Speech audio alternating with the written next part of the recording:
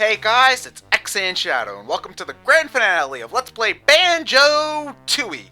In the last part, we did a quiz show. And in this part, we're finally taking the fight to Grunty herself, the stupid bitch. Now, I believe I mentioned this last part, but normally the credits play in between the end of the Tower of Tragedy minigame and this cutscene we're seeing right here. However, for the purpose of making, giving them a good spot in this playthrough, I'm editing them in later because I like to talk about my thoughts on the whole game during the credits, and it's hard to do that if I haven't talked about the final boss first, so... yeah, I'm sorry, but things are going to be shown somewhat out of order for this playthrough, so... if you don't like that, too bad, sucks to be you. Anyway, here's our big ol' blaster right here, and, it seems that Kazooie is a fan of the pressing random buttons school of, technicians. I like that school too, it's a pretty cool school. The tuition isn't all that bad either, and, free hot dogs on Fridays, that's pretty nice. Actually, no, we just press the blow button instead of the suck button.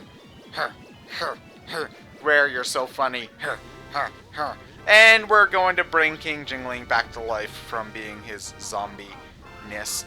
Now, apparently King Jingling will say random stuff to you as a zombie, and actually his zombie theme is kind of creepy in a way, but, I never really see much of a need to go in there, because, well, after you leave King Jingling's palace the first time, there's nothing left to do in there. Also, it would be really funny if you got to this point without rescuing a single Jinjo, because then, it'd just be like, all these Jinjos are here with me, thank you, except I haven't saved a single one of them, so you're still on your own, Mr. Jingling Man. Sorry. Kazooie, now isn't the time to be a completely petty dick about this, just bring Bottles back to life already, we've been going through all this stuff for, like, the past couple of months, it's kind of ridiculous. Just bring him back to life. Although I gotta wonder why we have enough life force to bring him back to begin with, because really, all we're doing is putting the life we sucked out of, Jingling's castle back into Jingling's castle, so did she just have extra life force lying around or something? But yes, with that, Bottles is finally back from the grave! Oh. And the first thing he worries about after being brought back from the grave, you got resurrected, dude, 3 days or several months later. Okay, okay, fine, maybe I stalled a little bit on the whole bringing you back to life thing. We really only needed 55 jiggies in order to get that far, but, but I had to help aliens, and warm up a swimming pool and murder ice cubes. I just didn't have time, man. Some things are just more important than bringing your oldest friends back to life. And hey, have you seen my sister around here? She's been gone for like the past 10 years. So, yes, for some reason, Klungo has reformed and is now a good guy. A burned, bruised, and probably mentally scarred good guy, but, a good guy. We didn't free you from the evil clutches of Mistress Grunty. You quit! You could have quit at any point, It's not our fault that you chose, like, the worst occupation ever, dude. And, most of these beatings aren't even from us. They're from Grunty herself. Why would you ever put up with that? Join a union, man. So, yeah, I don't know. Yeah, maybe if we had told Bottle's family that he had died, maybe, they would have put the dinner in the fridge or something, so before, or whatever. Or why did she just leave it in the oven until he came home? Is that just how his motivation for getting to dinner on time is, like, she'll burn his food on purpose? That seems kind of wasteful when you think about it. Yeah. So anyway, we're in the gun chamber, and everybody's alright, but we still have to beat Grunty, otherwise the game's not over yet. I mean, yeah, we've seen the credits and we saved everybody, but, I guess the game's not really over yet because we have to have a final boss fight, don't you know?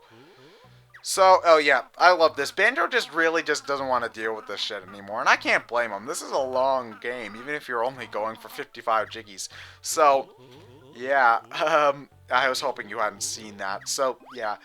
You can run around and fuck about in the gun chamber all you want, but the only thing of interest in here is Dingpot over here. Now, I don't really know what Dingpot did in the original Banjo-Kazooie. I mean, I know that there were, like, Dingpot transportations in the original Banjo-Kazooie, but as of this recording, I haven't actually beaten the game, so I don't know what he did at the end of the game that was so special, although I gotta assume that jumping in him gave you a refill on feathers and eggs just like it did here, so, you know, that's probably what happened, but don't quote me on that. So, yes, you can get a full refill on feathers and eggs there, which is a lot more convenient than waiting for them to respawn. And you can go back there pretty much wherever you want, so if you've got like a really low supply of eggs and feathers, you might want to consider backtracking to Cauldron Keep just to refill it really quickly. And there's a warp pad for if you hadn't gotten all 55 Jiggies by this point of the game, you know, well, if you haven't gotten all 70 Jiggies at this point in the game, I should say, you know, you can just easily warp back up here once you get 70 of them, so you can enter this area easily again. And I do have to say, I really do like Cauldron Keep's musical theme. It's you know, it's got a great mix of, like, sort of eeriness and threatening, and yes, those two different things, so, yeah. And I do have to say, if there's one thing that I think that Banjo-Tooie does way better than the first game, even if I haven't gotten to the end of it yet. I've seen footage.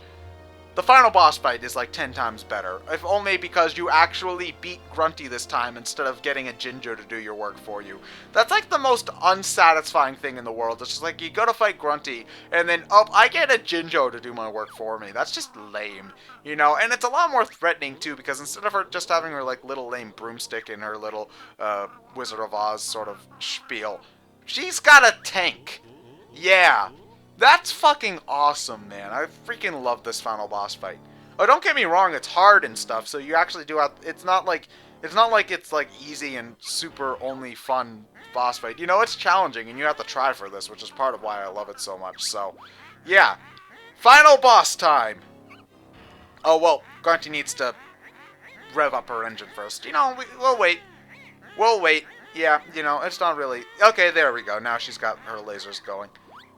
Yes! Final boss time with awesome final boss music on top of it. So, the Hag one is really sort of an interesting boss fight because there's a couple of different phases to it. This first phase is a really sort of long-running, oh yeah.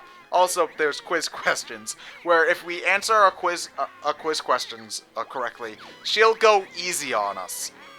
Yeah. Huh. Odd. So yeah, now she's only using her slower attacks now. Unhealthy dose of spells. Let's bite.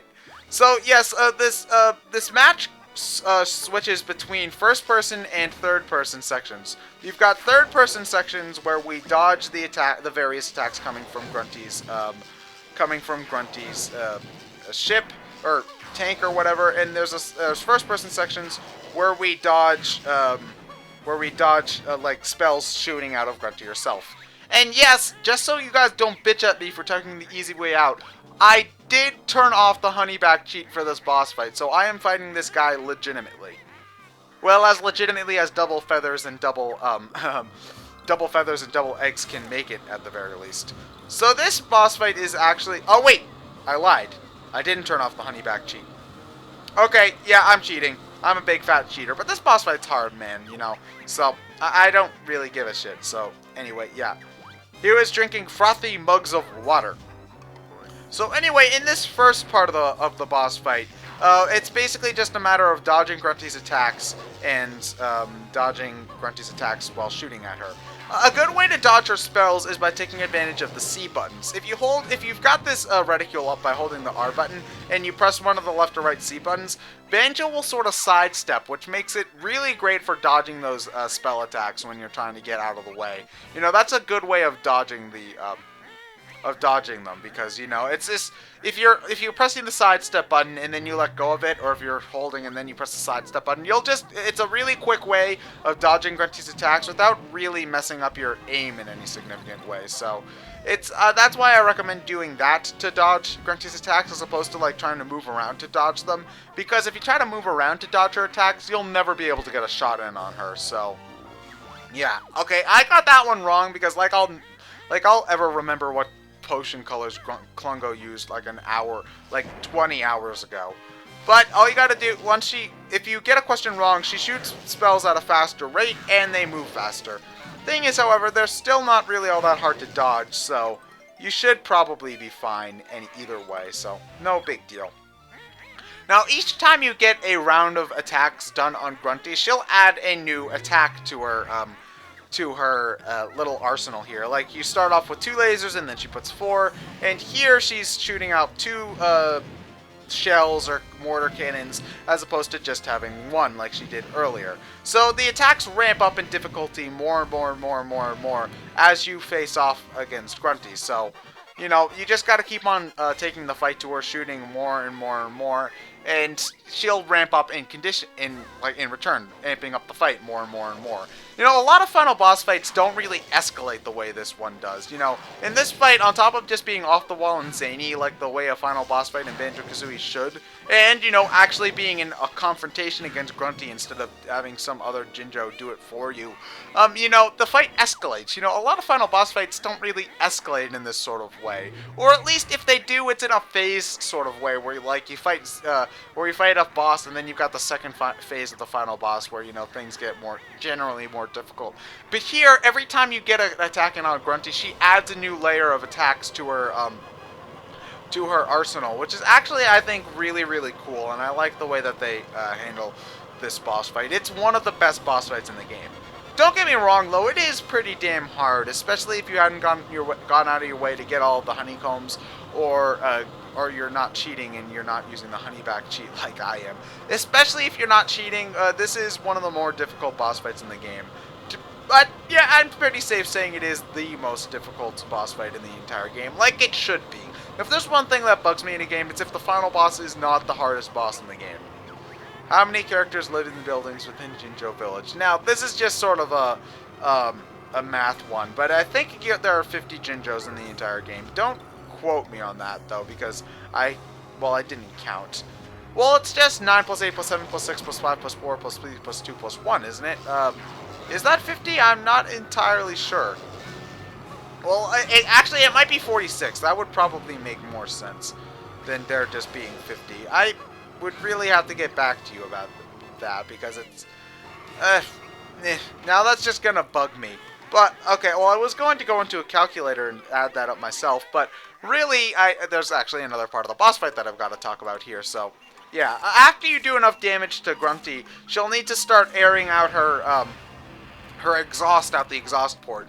Once she starts stalling, that's your chance to shoot a Clockwork Kazooie egg into that battery room and blow up one of the batteries. Once you blow up one of the batteries, then you've got the second phase of the second phase of this phase of the boss fight, where you need to start running away from more lasers and from the drill. So you need to try to stay in the back of the Hag 1 as much as possible during this part of the boss fight, because the point of this part of the boss fight is to get Clockwork Kazooie eggs into that back portion. If you don't do it in time, because yes, there is a timer for this part of the boss fight, you will actually need to go through an entire round of dodging lasers again. So, you know, that would suck. But the best way to go about it is to try to maneuver yourself in the first-person mode to be as close to the exhaust as possible. So try to move yourself while you're in the first-person section to get yourself as close to Grunty as possible while you're in the first-person mode. It's sort of hard because there are lasers in the way, but you could probably do it if you're smart about it. So yes, get him in there. There's a time limit to getting him in there, although there isn't a time limit. There's only the time limit to the Clockwork Kazooie egg to blow up this battery here. If there wasn't a timer on the Clockwork Kazooie egg, I assume you could just stay in there forever. So once you blow up the Hag 1's batteries, it will stop. It'll stop moving. It'll stop shooting mortar cannons. It'll stop shooting lasers. Basically, she's going to have to get AAA in here on the double, otherwise, you know, she's pretty much boned. I hope her insurance covers bear and bird attacks, you know. And I don't know how we can fight to the death if you're already dead there, Grunty. So anyway, before you even start going after her, you just need to find a good vantage point and then just do the same stuff you've been doing this entire time. You know, dodge her stuff by sidestepping. You know, the fight, even at this point where you stop the Hag 1 and it's just a matter of dodging her spells, it still escalates at this point, which is part of why I love this boss fight so much. Even when you think you've got Grunty down and out, she adds another layer to the boss fight, and then another layer, and then another, and another, and another. Like here, you know, she's spawning baddies to go do her work for her. And that'll make, you know, that'll be distracting because you can either choose to dodge her spells or, you know, go after a baddie here. And, you know, if I hadn't gotten hit, you know, if I hadn't gotten Honey back at this point in the game, you know, I'd probably be really low on health at this point. Even if I didn't have all of those honeycombs waiting around for me to, pick up. And at the very end, she adds a timer to the whole thing by making you have to breathe in toxic mustard gas. You know, it's just, I love how much this fight escalates, you know. Even if you're just using grenade eggs, which is the only thing you should be using at this point, but mind you, it's the only really worthwhile egg to shoot at her. You know, it's just so much escalation. Love this boss fight. And even at the end here, you know, she's only got 1 health point left. Thankfully, there's no time limit once she starts up this last attack. She does a super spell here. And if that super, she'll be shooting these like over and over and over again really, really fast. And if she hits you with it, you know, that's, I'm not sure if it's an instant death, but it does do a fuck ton of damage at the very least. But you just dodge one of those spells, shoot another egg at her, doesn't matter what it is. She'll drop her own spell, and then blow up the Hag 1. That is so fucking satisfying, especially considering how hard that boss fight is. You know, this is just one of the most satisfying boss fights in the entire game, and I love it to death. You know, I didn't have to come up with bullshit to ramble about here. It's just, oh, such a good boss fight. It's such a great ending to the game, too, because you've got this really great climactic boss fight. And then they had our congratulations party without us. Well, that sucks. I bet you there isn't even any pizza left or anything. Yeah. The music's not playing anymore. Yeah. Oh, there's a slicing. That would be nice. How long have you guys been at it here? I mean, seriously. No, I know. How did Klungo instantly heal from all his wounds? But I want a party hat. You know, why don't I get a party hat? God damn it! You know, you're having our congratulations Banjo party without Banjo. That's just, ugh. And actually, if you don't have all 70 jiggies by the time you save what is his name? Bottles. If you rescue Bottles before you get all 70 jiggies and you try to go back to his house, he says, you're not allowed to your own party until you beat Grunty. The dicks! Yeah, oh yeah, you know, all you three guys can argue about who was the most useful, but really, you know, it was us. Really was just us, you know. Yeah, you guys shut up. You sat in your wigwam for the entire game. You were hiding underground. And Mumbo, you were just, you did like, what, 5 things? Shut up, all of you. I'm the real hero of this bitch. Yeah, okay, you know what? You shut up too, Bottles. You were dead the entire time. You don't get to talk about how great this party was. You know what? All of you are assholes. You know, at least these 3 tried to help, you know. You know what? Screw you guys. Let's leave. Yeah. Kick around. Yeah, okay, now this is the point where I actually edit in the credits, because after this cutscene here, there's another part of the cutscene, but I figure this is the best part to edit in the credits, so I can talk about Let's Play Banjo-Tooie. I love saying that name, it's such a fun name to say.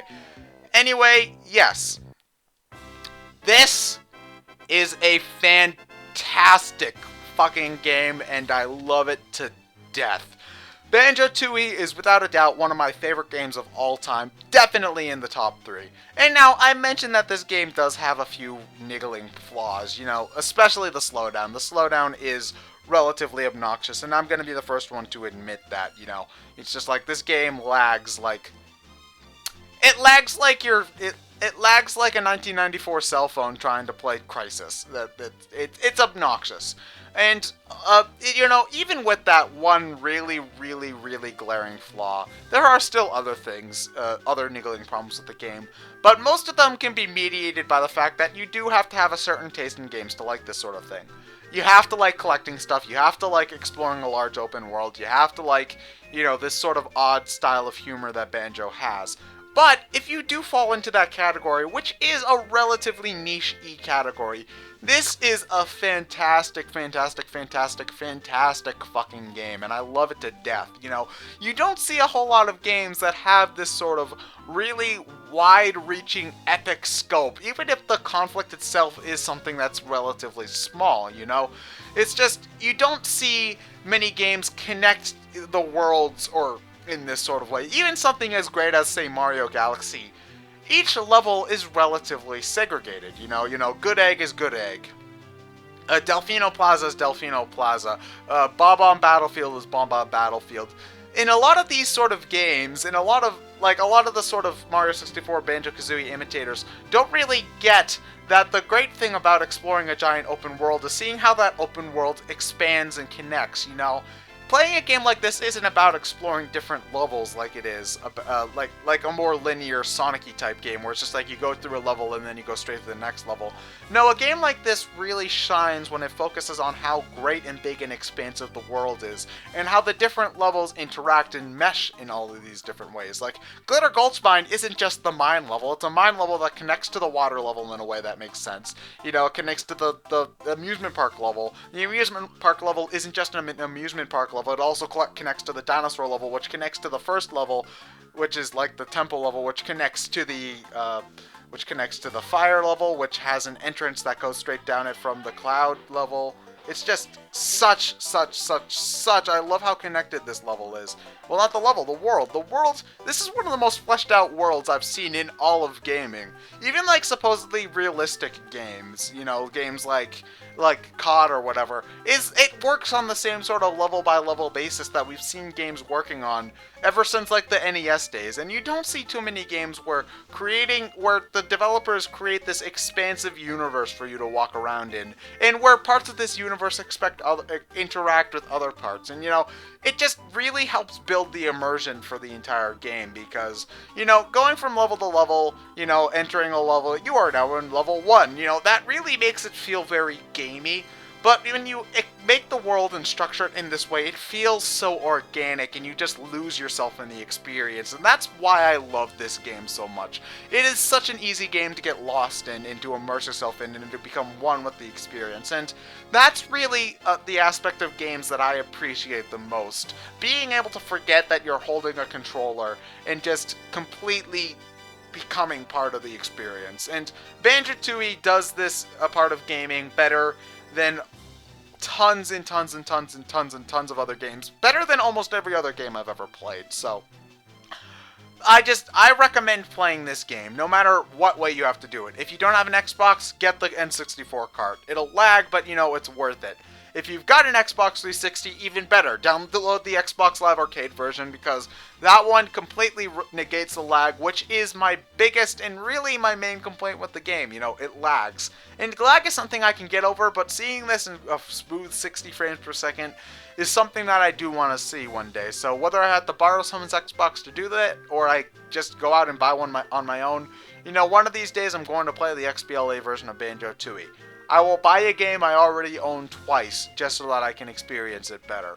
That's just how much I love this game. I've beaten it front to back over and over and over and over again. And while I might not have 100%ed it a whole bunch of times because of fucking Canary Mary, I'm sorry, can't lose my cool like that. It's still something I go back to all the time and something that I love to play. This is the first game I beat all the way through. And I did have a guide for this. This is just, love this game. I beat this game before I beat Pokemon Gold, before I beat Pokemon Red, even if I owned those games for a much longer time than I owned Banjo-Tooie. This is almost a perfect game for me. It's a game that I can play over and over again without getting bored, and it's a game that I just enjoy to the fullest. So, this gets my highest recommendation. This is up there with stuff like Thousand Year Door as one of my favorite games of all time. And also, it's got this ending cutscene, which I love to death. You know, you can beat Bowser, you can drop him into a fiery lava pit, but how many times do you get to use Bowser's decapitated head as a happy sack? You know, I just love this ending. You know, you don't often get to say fuck you to the bad guy as much as you do when you get to play a game of, like, kick around with the... It's like, imagine them playing... I want Banjo-Kazooie Sports now, where you play, like, basketball or something with Grunty's head. You know, I just love Grunty's head pinball, I think, would be fun, too. And, oh, you dropped it. Now we're gonna have to pick up that eye later so it doesn't, like, make the place stink up. Ew. Gross. And also, this is the biggest lie in all of gaming. There is no Banjo 3E. I'm still waiting for that rare. So anyway, looks like that's the randomest thing to end the game on ever. But still, I'm ExandShadow. Hope you guys enjoyed the LP, and I'll see you guys later.